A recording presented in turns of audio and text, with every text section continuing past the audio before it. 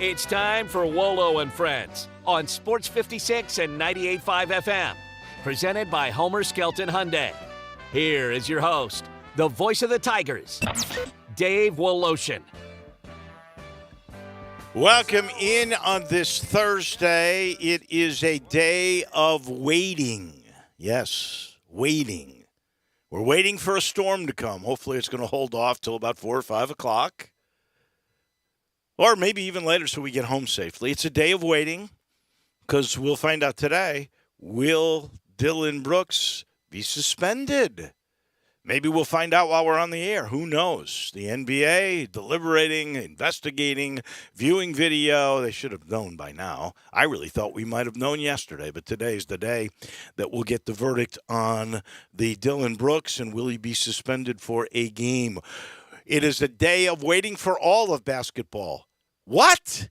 There's no NBA tonight? How could that? I know. I understand why I just thought about it.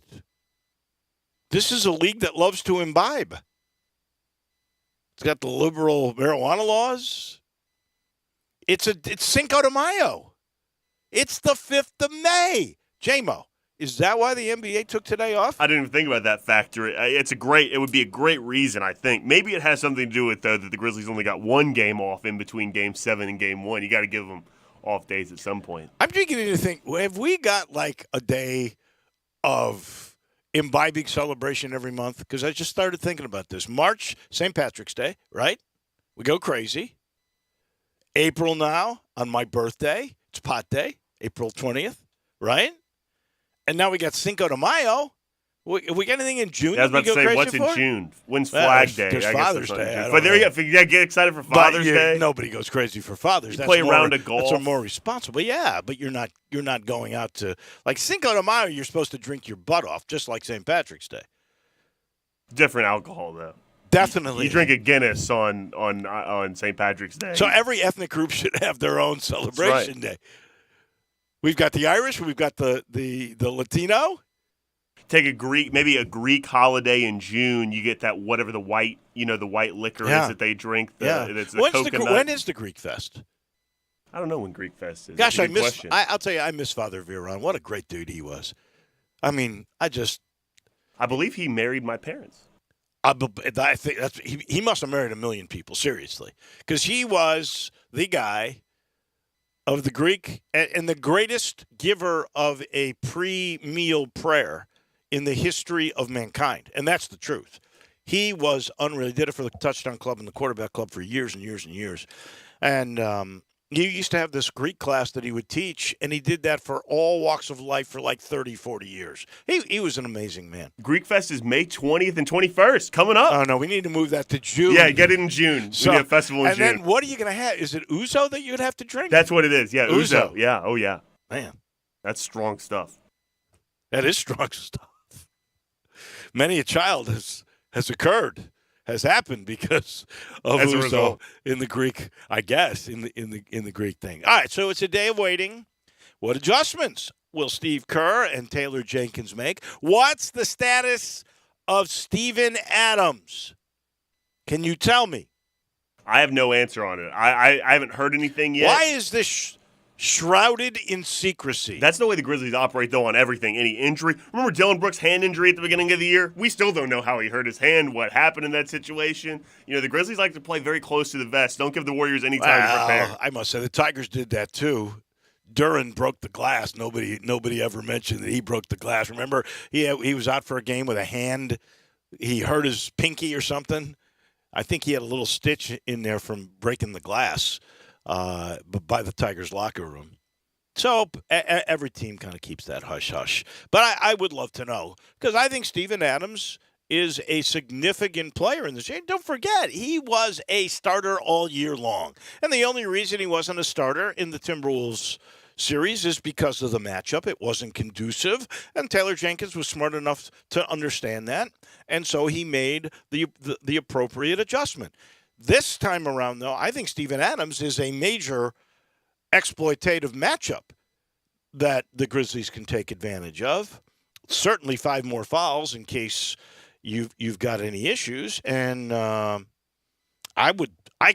just want to see him and Draymond Green go at it. I think you're exactly right in terms of what you said about matchups, too. And I think a lot of people know this, but some might not. Not seeing Steven Adams in the last series, you might think, well, can he not play anymore? No, matchups is what it's all about. Look at how much better DeAnthony Melton has been in this series in the last series. Right. So it's all about matchups. He is a huge factor, and like you said, they miss him a lot, and he'll help them quite a bit when he gets back on the floor. And matchups are the whole thing, and even though at this point every odds maker has Golden State going forward because they have home court advantage now. I understand that totally. It's, to me, a series that's going to go down to the wire. But if you look, and I'm not saying that Ja Morant didn't play great against the Timberwolves because he had a couple of 30-point games there that apparently Patrick Beverley has forgotten because Patrick Beverley tweeted out yesterday, no 47 against us. He's bragging. Yeah. But I do think this matchup is easier for Ja because there's not that clogged lane, and he can get into that lane and score even more easily against Golden State in the paint than he could against Minnesota. I think that's a fair assessment, right? I think you're exactly right. And I also think a big factor is the strategy that the Warriors have. You mentioned this after Game 1, is that they're clearly looking to lock. Not that they don't want to stop Ja, don't get me wrong, but they're clearly looking to lock down everybody else. Yeah. You're going to have to beat us with your 47 and whatever you can muster up anywhere else. It's what Phoenix is doing with Dallas. Yeah. Let Luka have the ball all day. He'll get tired. Let him shoot a million times. Let him get his 35 or 40, whatever. What did he have last night? I've written it down. He had 35. Yeah, 35. Let him have his 35, but, Brunson's having a problem. He can't score. The length is too much. And, Phoenix looks awfully good, and Chris Paul is absolutely amazing. So I mentioned it's a day of waiting. We may be waiting a long, long time before Memphis plays the University of Tennessee in any sports again. It's sad to me. When I first got to this market, Memphis played all of the SEC teams. Now, this is in 1981. It's a long time ago. It's almost 42 years now. And the SEC wasn't what the SEC is. I get that, and times change. But UT's Big Orange Caravan was in town a couple days ago. And so Rick Barnes was here. They bring the basketball coach on that. They bring the football coach, the basketball coach, and the women's basketball coach. So what's her name? Jolly? That sounds right, yeah. Yeah, and she's terrific, by the way. She played for Pat. And Kelly Harper. Oh, Kelly Harper. Okay. I wonder if she was Kelly Jolly when she was a player. She's married. That's exactly right. Kelly Jolly. That's her maiden name. There you go. I guess that may be the best chance, but Rick Barnes basically said, we're certainly willing to play Memphis, which is a step and a half up from what he said in December in Nashville when the game got canceled, and all no concern at all for the Memphis guys that got COVID. But he said, not this year, for sure, because we've already got it scheduled. And it's sort of on the back burner. I respect Penny and his program, but it's on the back burner. Well, they're not going to play. I don't think as long as Penny and Rick Barnes are both the head coaches. I don't see it happening because Rick Barnes just flat out doesn't want to play Penny.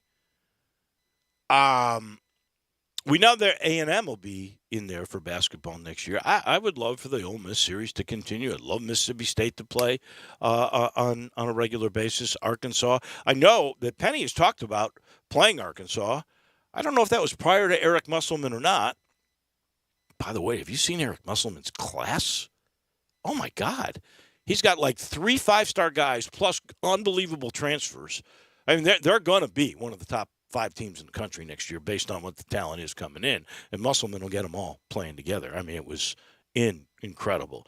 And Josh Heupel basically said, when asked about it, he goes, come on, man. I care about our program. I'm not talking about Memphis and playing football with them.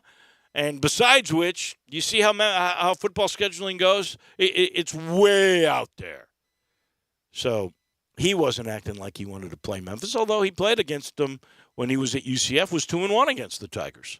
Maybe he's mad about the loss. I don't know. But it was sad to me.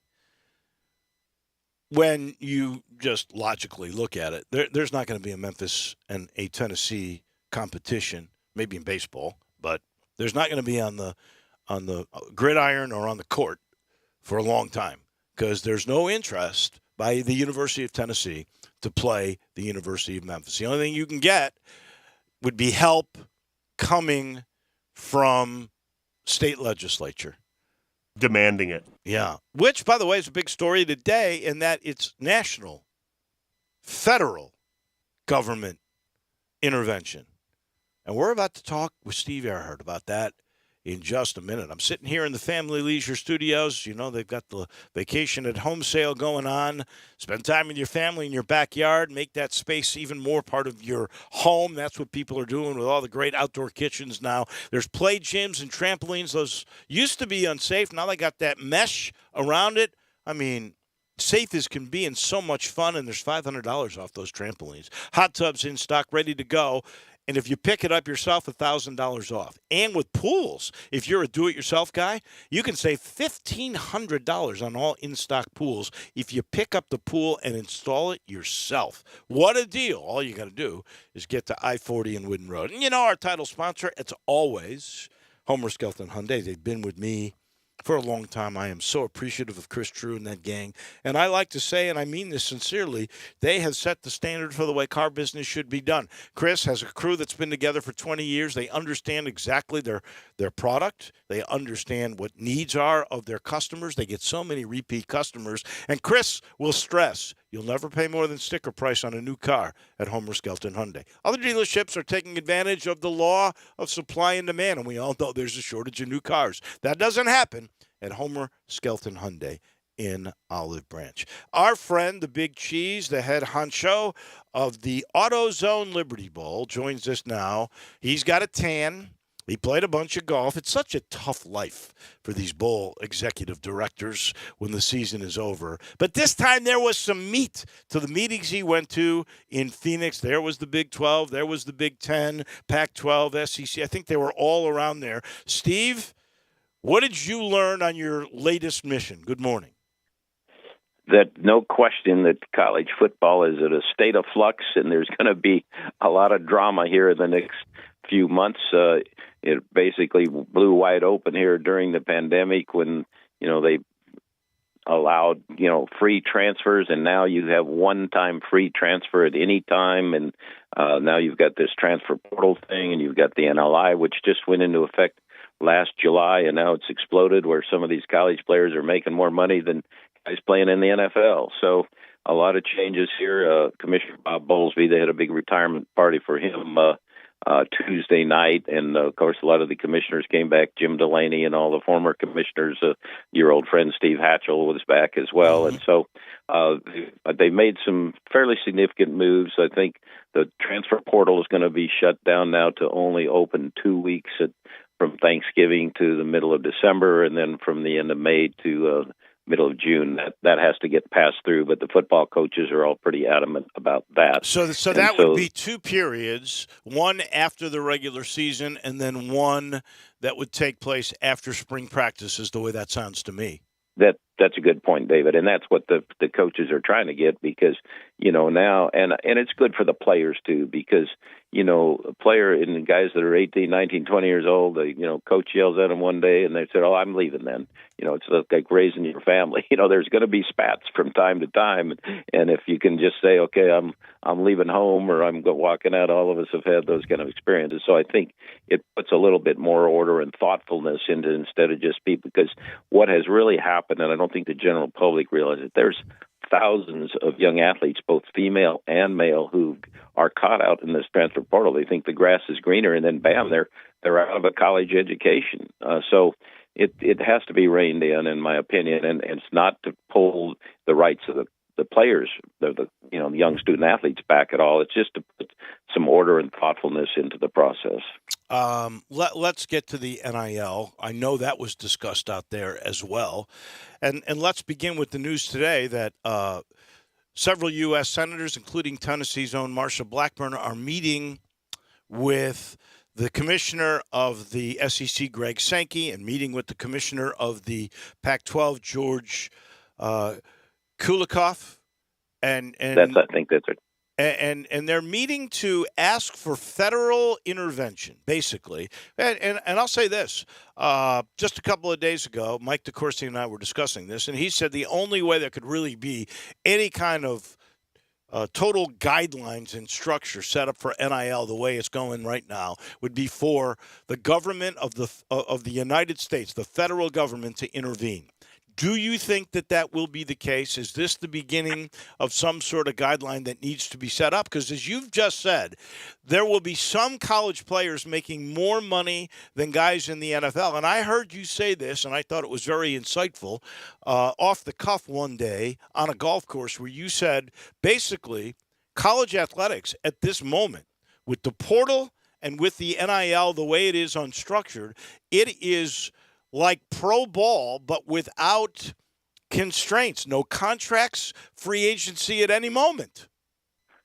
You hit that right. It's professionalism in a situation, and there's no contracts because these NLI deals are kind of, these at-will things. How many times are you going to put out a social media pop, and who's monitoring that? And there's just so much that's wide open, and again, with no contracts and no salary cap. At least in the end, the salaries may be higher across the board, but they're all salary caps. And right now, it's just wild what's going on in the NLI. I mean, this Pittsburgh wide receiver, maybe some of your fans know, maybe supposed to be one of the best players in the country, and he's been making $1 million at Pittsburgh, but he wanted to put himself up for bid to see what his free agency would bring. And so the rumor was that maybe Southern Cal or one of those big money schools was going to jump in. But to your question about the federal intervention, number one, I personally don't think it'll happen. Congress has got too many other big things going on in the world that, can they get enough people really motivated to say, well, this is such a crisis that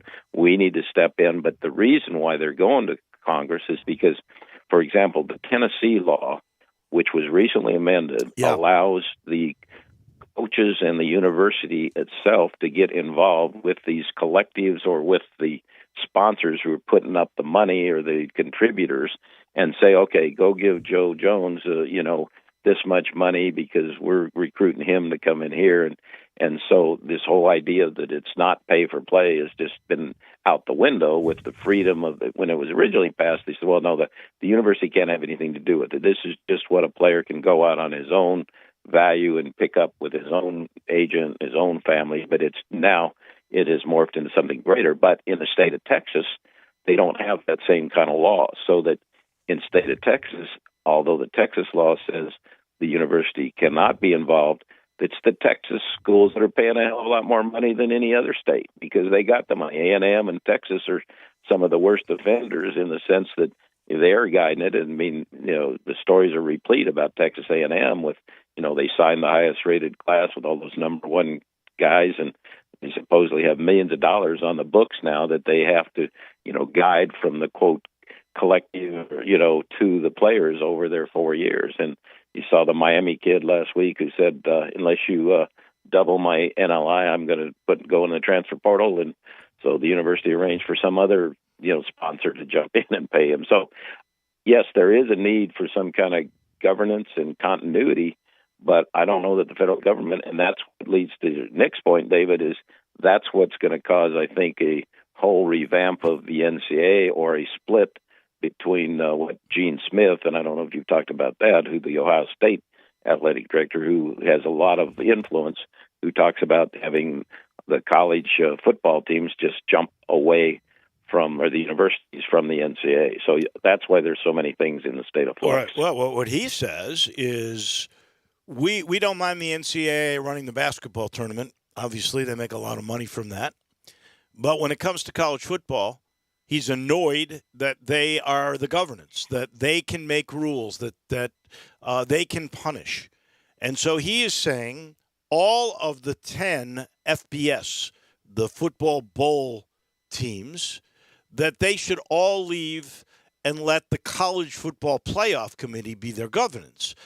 My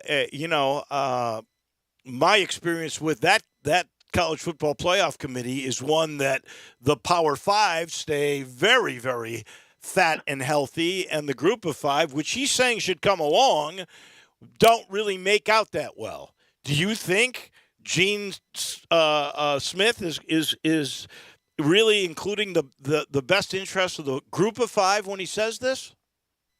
Well, life is that those that have the money are making the rules. Yeah. Unfortunately, whether it's in college athletics or pro or anything else like that. And I'm convinced that there'll be some sea change, whether it's a total reorganization of the internal structure of the NCAA, which the big guys are going to be more in charge, and there'll be a demarcation between the universities with the big budgets versus the universities with much lower budgets. Now, you're right. The University of Memphis is sort of caught in the middle they don't have the kind of resources that, say, SEC teams have, and yet they're competing for them with scholarships and NLI and players and television contracts and so on. But the CFP might not be a bad thing, because then you would at least maybe have a greater togetherness of the 10 conferences, which certainly includes the AAC. And so, but you're right. For example, and I wanted to give a shout out. I had lunch yesterday with some old friends in Memphis, including you, David, that said they want to say hello to everybody in Memphis. Those of you may remember Tim Lester, who played with the arena team here and is now the very successful coach at Western Michigan, and 3 straight bowl games at Western Michigan, which is a tougher place to win at. And of course, he married to Dawn, who was, if you've got some listeners out there, hockey fans, she worked for 10 years down there with the Memphis River Kings. So Tim is in the MAC, of course, MACtion, and they play on Tuesday and Wednesday nights, trying to get some exposure, and they've got some pretty good football players. And Tim has I think he's got the number one team of the entire his conference as far as putting players in the NFL. He had the Campbell Trophy winner at Western Michigan last year, and really a great young coach. And he has not even started an NLI process. And the MACtion, I call it MACtion, that's the Mid-America Football Conference, has not even started NLI. So think about that. They're not going to be able to get those top playmakers. And he said, I've just got to get players and develop them and work them through summer practice. And as soon as he develops anybody that's really good, they're going to go, because they get the freedom to move. And, some schools are actually saying, you come to our school, we're paying you $50,000. Everybody on the team. And the guy in Miami, Ruiz, he's paying $800,000 for an average transfer. I mean, it is nuts. All right, last thing, because I've run out of time. I have to ask you before you go. You mentioned Bowlesby. What's the discussion, if there is any, about, besides Houston, UCF, Cincinnati, and BYU, about Memphis coming in when maybe Boise, maybe SMU, when Oklahoma and Texas leave? Okay, two conclusions. One, I'm convinced that the 4 new schools will be ready to play in the fall 2023 football season. All 4 of those athletic directors are there. They're good people. They have good friendly attitude towards Memphis, because they mostly have relationships here with Memphis, whether it's UCF, Cincinnati, Houston, and BYU, of course, played in the AutoZone Liberty Bowl twice. Almost a great athletic director out there. Number 2 is I don't think they're going to do anything with an expansion until they get a new commissioner in place, but they're on a fast track, hired a consultant. They're get a new commissioner within 90 days. But I think there is talk of adding a couple more. Texas and Oklahoma, they haven't even really made any progress on how soon they're going to leave. They're contractually obligated to stay through the 25 year, but that would mean they'd be playing with the new teams for 2 years. But there's no question that Texas and Oklahoma would like to get out early. But so far, nothing's happening. But I think for the University of Memphis, I'm hoping that they can be very aggressive in the near future about getting the Memphis story out there, because basically the last decision was made on the demographics and so on from 6 years ago when they had that false start. And then it was what I did learn down there. It was actually Texas and Oklahoma who blocked the expansion back 5 years ago, remember? And then, of course, then they blocked it, and now they're gone. And now they're gone. Yeah. So, but I think there's some good progress in the Big 12. I think it's a good aspiration for the University of Memphis. And I think one thing I will say, because with this NLI explosion, all the coaches feel now the age of fighting and having big battles about facilities, who has the best facilities, is over. Because like the coaches say, you bring a kid in and say, hey, you want to come down here and play at my place because I got a nicer locker room or I got nicer seats in your stadium. And then it says, well, yeah, and we'll pay you $10,000 on our NLI. Yeah. And then the other guy goes to said, well, we got a crummy weight room, but we're going to give you $50,000. Yeah, where's he going? How many young players are going to take that choice? So I think the arms race of facilities is coming to a close. And instead of universities saying, oh, we got to raise all this money to put into our facilities, the universities better be raising the money to put in the NLI and put in the players themselves. So, and that should be a lesson I think learned here for the University of Memphis. All right, Mr. E, thank you much. We appreciate it. I'm sure we'll talk to you again as things break. Glad to have you back home. Good. Thank you. That is Steve Earhart, the Big Cheese, the head honcho of the AutoZone Liberty Bowl. He is brought to you in part by Conway Services, heating, cooling, plumbing, electric, and the Super Tune-Up. Please, twice a year you get tuned up. It's the best thing you can do for the life of your system. It's the best thing you can do for your pocketbook with MLGW because your bills go down when your system's efficient. And what they do for $69, you should do it twice a year, is they will do these 16 points that they tune up inside your house, then they clean the outside unit, like taking your system to the car wash. That's how good a job they do. And in the summertime, like right now, they'll check your Freon level. It's the best deal for $69. Just call 384-3511. That's the number for Conway. We'll call the number of Russell Copeland. We'll get a recap of his ideas on the draft and what he thinks about Grant Cannell leaving. That comes your way in a minute. Let former Memphis Tiger Gabe Kuhn and Brett Norsworthy take you home every afternoon with Sports Time on Sports 56. Weekdays from 3 to 6 here on Sports 56 and 98.5 FM. Hey, fellas, Bill Russell at Russell Brothers Fine Jewelers, and I want to ask you a question. Do you have any gift-giving occasions in May? Does somebody special have a birthday? Or maybe you have an anniversary this month that it would be very wise not to forget. Do you need to remember a hard-working graduate with a little present that tells them how proud you are of their achievement? Or maybe a Mother's Day gift for your mom or your wife. And you never go wrong with a gift for no reason at all. Just a gift that simply says, I love you. For over 37 years at Russell Brothers, we've been helping men out of their gift-giving dilemmas.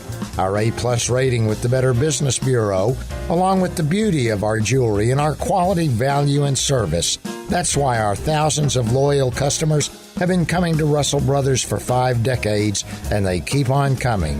We invite you to Russell Brothers Fine Jewelers, 4646 Poplar at Perkins.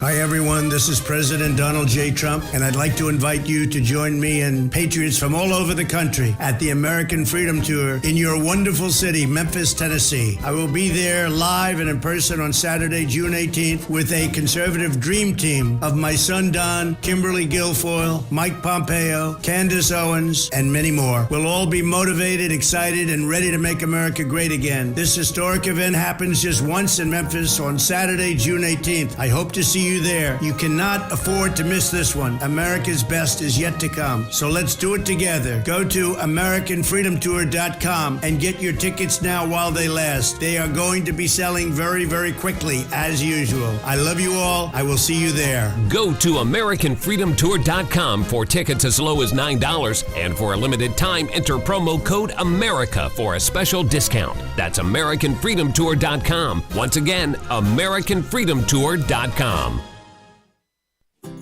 Is your wife asking you to stop eating junk food? Well, we have you covered at Humdinger's. It's quick and it's healthy, and most important, it tastes amazing. With many choices from salmon salad to rainbow trout and grilled asparagus. Come visit us for lunch at Humdinger's, 6300 Poplar Avenue. So good, Coach Penny eats with us weekly. Don't forget, Humdinger's offers full-service catering for weddings, social events, or your corporate lunches. You can call 901-260-8292 to find out more.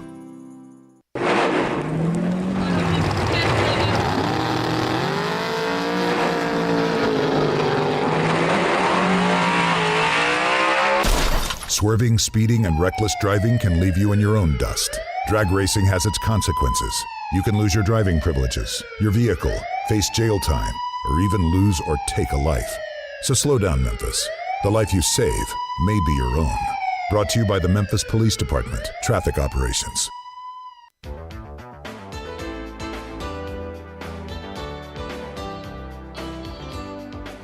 Now back to Wolo and Friends on Sports 56 and 98.5 FM, presented by Homer Skelton Hyundai. Here once again is the voice of the Tigers, Dave Woloshin. Russell Copeland on the NFL in just a second. He's brought to you in part by Ken Garland. Ken Garland, Custom Home Builders. Ken knows what a big deal it is. You make a commitment to build your dream home or your renovation with innovation. You're changing your entire house. You're making it a modern palace. He understands that commitment you make, so he commits to you.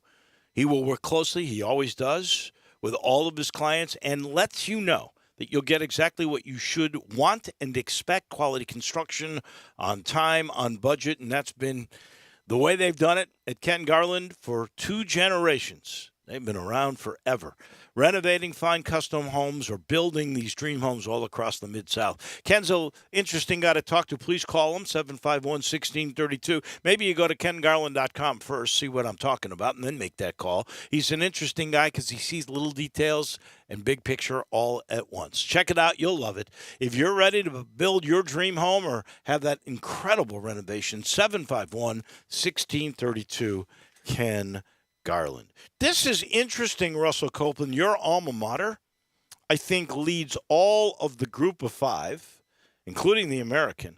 They have had a player drafted 9 straight years. I would venture to say there's never been a streak like that in the history of the University of Memphis. Good morning.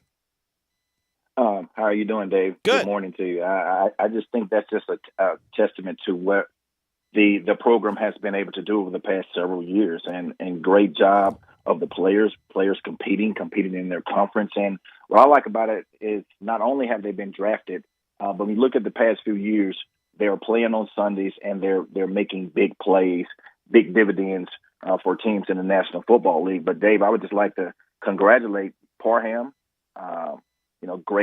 Great year, great career for the Tigers. Calvin Austin.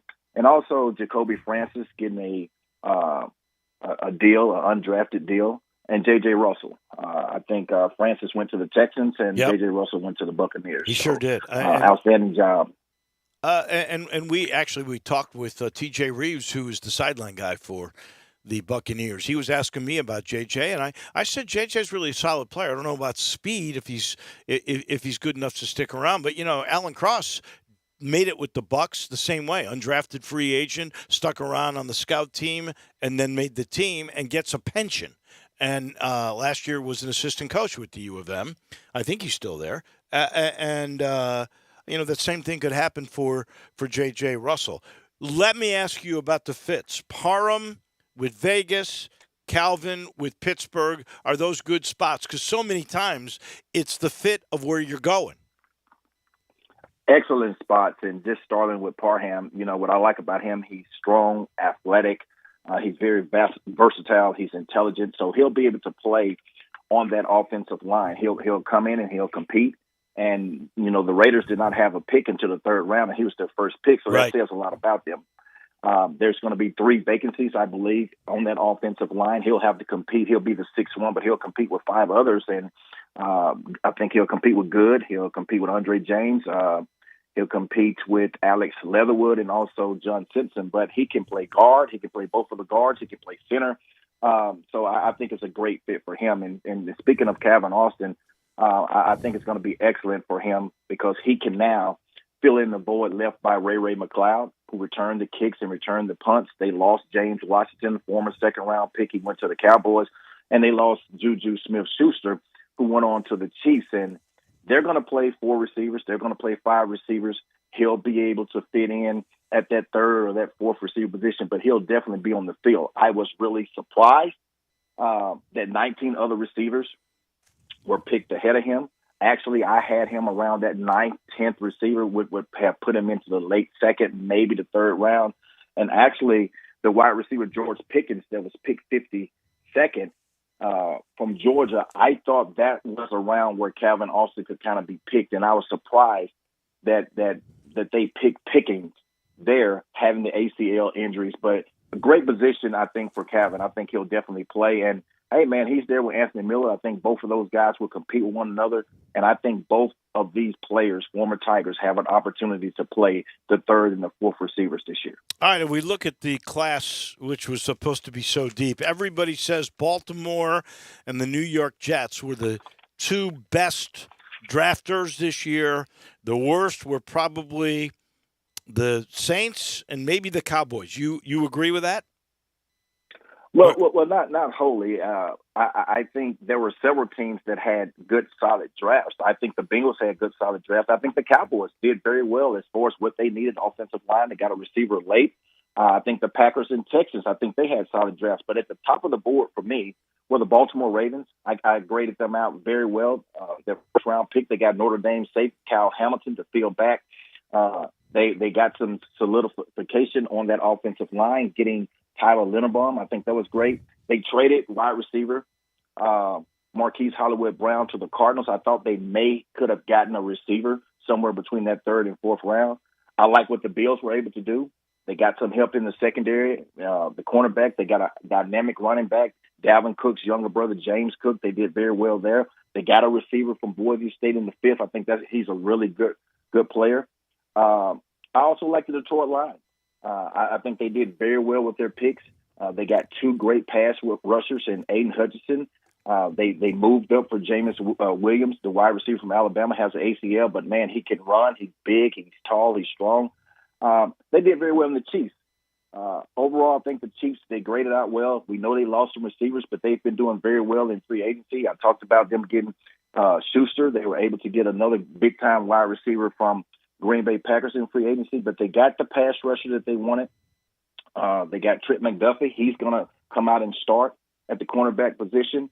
They got a good wide receiver in the second round, and Sky Moore.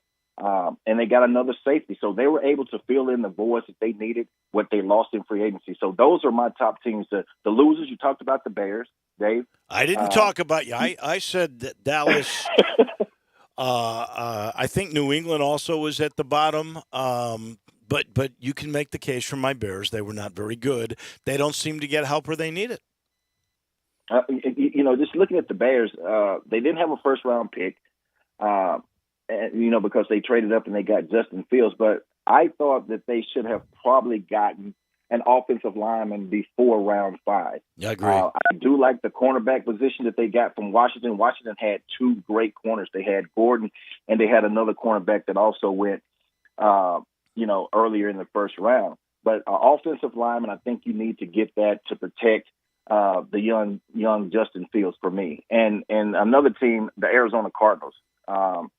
Kind of shocked that they traded their first-round pick for Marquise Brown. I understand that there is some familiarity with Kyler Murray. They played at Oklahoma, but I think they should have pretty much got a pass rusher maybe in that first round, or either offensive lineman in that first round. They were able to get a pass rusher later on. I do like that kid, Myjai Sanders from Cincinnati. I think he's tall, he's long, he has a lot of range. But I was kind of shocked that they gave up the first rounder for Hollywood Brown. I don't understand how the Bears, going back to that, didn't take some offensive linemen with the very first pick they got in the second round to help out Justin Fields, because without a line, he can't be effective. And the Bears haven't had a great line for 5 or 6 years. It's interesting to watch. All right, last thing for Russell Copeland, our man on the National Football League. And it has to do actually with college football, because he is on the broadcast for the University of Memphis with me. And this goes to Grant Cannell. I don't think it's any surprise. Backup quarterbacks short in supply with the NIL and the transfer portal. But it was sad to see him go, because I thought he had a great spring. He had an outstanding spring. And just looking back at it, I think when you look at it now, I think that was an audition for Grant Cannell to be able to get into transfer portal and be able to go somewhere and play. And it's just very unfortunate in college football today when you look at the transfer portal and you look at how it's a passing league. If you're good enough to start, that second string quarterback is going to be a very hot commodity for other teams in college football. And we're looking at it here. It's just going to be hard to have two really good, solid quarterbacks that's going to stay around, for 3-4 years. I think when they battle in camp, Dave, if one loses the job either that year or either coming up in the spring, if he cannot be able to get into that starting position, you'll see it all over college football. That second-string quarterback will transfer. But I like the kid, and hopefully he can get somewhere and play. Unfortunately, we never did get a chance to see him play, here for the Tigers. 2 years and or 2 spring camps anyway, and we'll never see him in a game that is for real. And I'm in agreement with you. And I said this from the get-go. With the advent of the portal and now the NIL money, if you're a good quarterback that gets beaten out, the shortest supply is going to be a second stringer, because it is unlike really any position, even offensive linemen. There's 5 positions that you can battle for, and most of the time they'll stay with those 5. But there's going to be some injuries, and usually 2 guys get into the mix. So there's 7 positions, right? With wide receivers, heck, you're going to play 6 guys. With tight ends, you're going to play 2 or 3. With running backs, there's going to be 3 or 4. But with quarterback, you're only playing 1, unless it's a mop-up situation. And so if you can go somewhere else, you're going to go. And that is a sad thing. The best thing you can say now is that you hope Tevin Carter, who, they want a red shirt, let's face it. But you hope that Tevin Carter will, if anything happens to Hennigan now, be able to do the job. Crazy stuff, but that's the world of college football now. As always, we appreciate it, Russell. We'll talk to you next week. Thank you, Dave. Thank you. Russell Copeland on the National Football League. Brought to you by James Davis Men's Store in this Laurelwood Shopping Center. My man Russell always looks 100%. He is a fit, almost model kind of a guy, right? He would look great in a Paul Bettendley suit. And you can get 2 of those for $8.95. Now, classic fit, trim fit, whatever you want at James Davis Men's Store. The material, absolutely the best. I love these suits, and they've had this deal for a while. 2 for $8.95. Can't beat it. And we're going back to the office, right? Time to dress up casually again, but look nice. James Davis has all kinds of pants. 5-pocket performance fabric, cotton fabric, any kind of denim you want to choose from. They got a large selection, abundance of sports shirts, button up for the office, polos. They work for the office or the golf course. They got a million of them. And I know you're working out. We all are trying to stay in shape. James Davis is working with you with this new Task workout wear. Way to go. I'm telling you, it's a combination of cotton and bamboo combining to perform with you and to help your performance. Very cool. And, of course, the stance system, so popular now. It's about a 4-week turnaround on this computer technology to get you the perfect, affordable, fitting custom pant and shirt.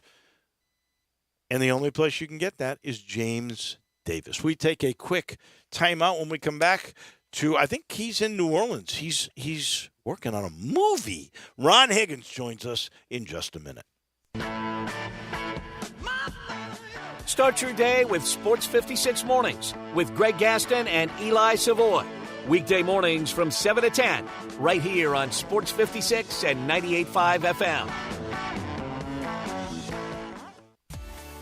At Jason's Deli, when you're dining in or picking up curbside, you can expect wholesome food and no surprises, just delicious sandwiches, crisp salads, and quick quality meals made with the freshest ingredients and no artificial trans fats, MSG, high fructose corn syrup, or artificial colors and dyes. Around here, a lot of thought goes into what we put into our food and what we take out of it, because you're not just taking a bite, you're getting a taste of who we are. New items are constantly being created to expand our menu for all tastes and special diets with vegan and gluten-free options available. Convenience and on-time delivery you can count on. It's just a click away at jasonsdeli.com, so whether you need to feed 5 people or 5,000, the team at Jason's Deli, they have the credentials and the commitment to keep you satisfied.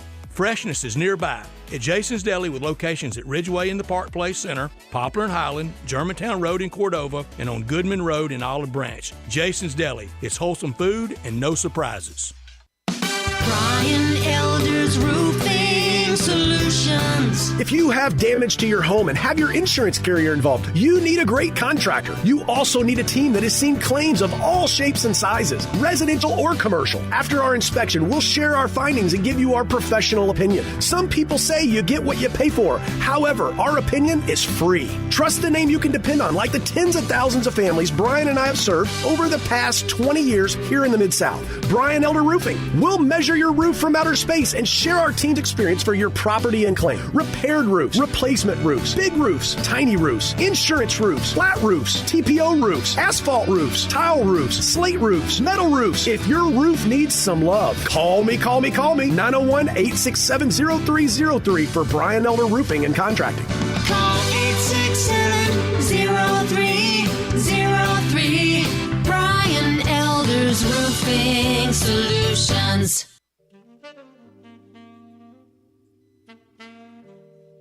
Remember when Anderton's was your favorite place? Well, it's been reborn as The Cove. With all Anderton's memorabilia and more, enjoy happy hour daily from 4 to 7 with Johnny Harden $5 lemon drops, the most extensive bourbon bar in Memphis, and extraordinary bar grub. My favorites, raw fresh oysters, the best oysters Rockefeller, and stoner pie made from cream cheese, rotel, beef tamales, and Fritos. The Cove also has great paninis and pizza. There's plenty to do at the Cove, too. Trivia Tuesday, Karaoke Wednesday, and live bands every Friday and Saturday. Find out the weekend lineup on Facebook or call 901-730-0719. Remember when you had a favorite place called Anderton's? Well, it's back as The Cove, 2559 Broad Avenue. The Cove, your favorite place to go. Now, back to Wolo and Friends on Sports 56 and 98.5 FM, presented by Homer Skelton Hyundai. Here once again is the voice of the Tigers, Dave Woloshin. To Louisiana we go. I'm not sure if it's New Orleans or if it's Baton Rouge, our SEC historian, who's turned out to be a closet thespian. Yes, Ron Higgins is in a movie. What are you doing, Ron Higgins? What is this all about? Well, they film a lot of stuff in Baton Rouge, New Orleans, and I've been working on a TV series in Baton Rouge. It's a Disney series. It's going to be on next year based on the movie National Treasure. I've done that one a bunch. In fact, the first one I did for them, I was a tourist at Graceland. How ironic is that? Really? Where did they shoot that? Yeah. Where was that? They shot part of it. They turned this nursing home into like the gates of Graceland. But then they filmed the interior and the exterior on this beautiful house, big white house on the lakes at LSU. The front kind of looks somewhat like Graceland. They don't have the winding driveway, but I mean, TV can make anything look real. So I've been working mostly on that, but today I'm in New Orleans working on a series that's in its 7th and final year called Queen Sugar. I believe it's on the Oprah Winfrey Network. So today I'm a patron in a jazz bar. Last week I was National Treasure. All week I was a guest at a governor's gala ball, and in between that, I'm writing sports. So how about that? Whoa! So are you? Do you ever get a speaking part, or are always you're an extra? I'm an extra, But who knows? Maybe one day they'll get me to say something. But it's all good. I'm enjoying it. It's a good diversion from sports writing. All right. Well, let me get you back into sports writing for just a second. The commissioner of the SEC, Greg Sankey, along with the commissioner of the Pac-12, they are meeting with the federal government, senators from all over the country, including Marsha Blackburn in Tennessee, trying to figure out if they can get some sort of federal guidelines to NIL money, which is just absolutely out of control. And it goes state to state with different rules. What do you think is the inevitability of what will occur with the NIL? You would love federal guidelines, but most of the time, legislators and senators say, "Well, we'll leave it up to individual states." And so that's where I think you're still going to have the problem. I don't think the federal government's going to do anything. I think they're going to leave it up to states, and every state is going to push to have the most lenient NIL guidelines imaginable, because nobody wants to be at a disadvantage in recruiting. And look, this is turning to blatantly professional football. That's all it is now. I mean, you just and there's no salary cap. You can buy as many people as you want. You can buy yourself a a number one recruiting class like A&M did. And look, and look, Jimbo got angry when people inferred that. Look, just own it. Say, my assistant coach did a great job of getting all these guys, interested, and I'm going to take all my NL guys for coming up with the money for them. But that's what it's turned into now. It's just nothing but a big bidding war, and coaches got to re-recruit their best players after every year and come up with more money. That's the problem. And so where's it in? I don't know. Look, I always thought players should be paid something. Honestly, people don't understand it is a full-time job. If you've had a son play college football and realize it's a full-time job with some academics thrown in. That said, this stuff is so far out of control in such a hurry. Man, I don't know how they're going to reel it back in. Is it sustainable this way? No, it's not sustainable. But basically, this like you want to push the NCAA to, all these football schools to all the Power 5 conference to split off into their own nation. This is it. This will do it. Absolutely. It is crazy. So let me ask you seriously, realistically. I don't know if you thought about this, but in your state, in the location you are, in New Orleans, is the number one quarterback that we've been talking about in high school since his 8th grade year, because he comes from the Manning monarchy, I guess I really should say. Right. What is Arch Manning going to make while he's in college for the 3 years that he has to play college football? That's a good question. He probably can command the salary he wants. But, I also know this about the Mannings. I also know this. I know that money is not going to be the driving force behind them. They're all comfortable financially. Oh, yeah. And that's not going to be the driving force. It's going to be where he really wants to go to school. I understand that, but nonetheless, wherever he goes, like Texas, because I know that's in his grouping, right? Yeah, that's one of the schools. Alabama's another one of the schools. Well, they're going to pay whatever the rate is. So what I'm saying to you is the rate. He could make $15 to $20 million in the 3 years that he plays college football. How about that for staking your unprofessional career? Yeah, I'm not doubting that. Not at all. Not doubting that at all. That really is crazy. It's always been, college football has been the rich get richer, and they make the rules, and they're going to maintain their position at the top of the food chain. I don't deny that, and that will continue, but I don't even understand how they can sustain this kind of craziness. What school is it that says if you come, we'll give you $50,000?